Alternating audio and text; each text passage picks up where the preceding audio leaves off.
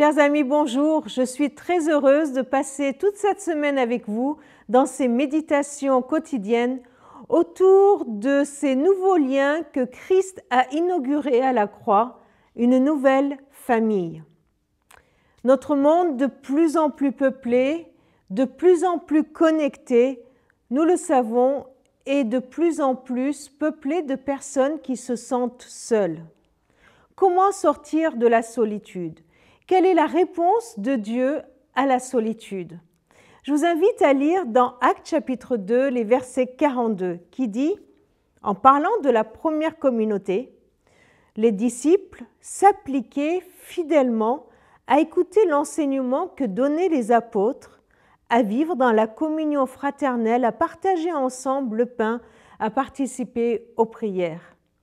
Tout au long de cette semaine, nous verrons les différents aspects de cette communauté et comment Christ est venu inaugurer ces nouvelles relations. Nous voyons que dans ce texte que être ensemble n'est pas une option. Vivre la communion fraternelle, c'était ce que faisaient les premiers chrétiens. Comment vivre cette communion fraternelle et comment cette communion fraternelle peut nous sortir de l'isolement, peut être la réponse à la solitude.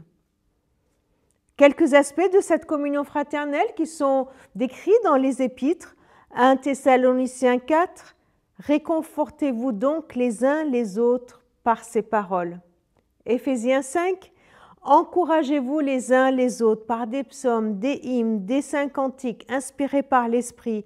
Chantez des cantiques et des psaumes pour louer le Seigneur de tout votre cœur. » Réconfortez-vous, encouragez-vous.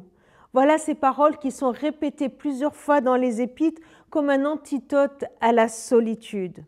Nous connaissons les valeurs de l'encouragement. Nous le voyons dans le sport, nous le voyons dans l'éducation. Quand un enfant est encouragé, il dépasse ses limites. Au lieu d'abandonner, il va au-delà de ses limites. Dans notre marche, quand nous sommes seuls, à quel moment avons-nous besoin d'être encouragés? Peut-être que justement, quand on est trop seul et qu'on est au bout de nos forces, quand croire devient difficile, quand nous sommes tombés, nous sommes blessés, quand nous sommes dans l'échec, nous avons besoin d'encouragement, nous avons besoin de quelque chose, ou plutôt de quelqu'un qui vient nous donner du courage, qui vient nous accompagner pour nous sortir de cette solitude.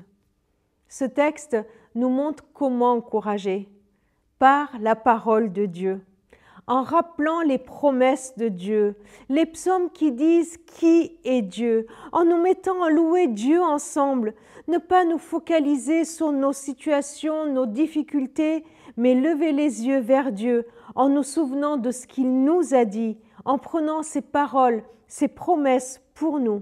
Nous connaissons les promesses de Dieu, mais combien de fois on a besoin d'être encouragé en nous les rappelant, parce que quand on est seul, quand on est dans des difficultés, quand on est découragé, nous avons tendance à oublier toutes ces promesses. La promesse que Christ est avec nous, qu'il ne nous abandonne jamais, que nous avons de la valeur à ses yeux, que nous sommes aimés de lui, qu'il est avec nous chaque jour de notre vie, qu'il nous a promis de pouvoir à tous nos besoins. Alors, voilà l'antidote de la solitude, de pouvoir nous vivre la communion fraternelle en nous encourageant mutuellement, en venant nous réconforter mutuellement. Alors, je vous lance un défi pour aujourd'hui. Priez. Priez pour savoir qui a besoin d'encouragement, qui a besoin d'un coup de fil, qui a besoin d'être réconforté.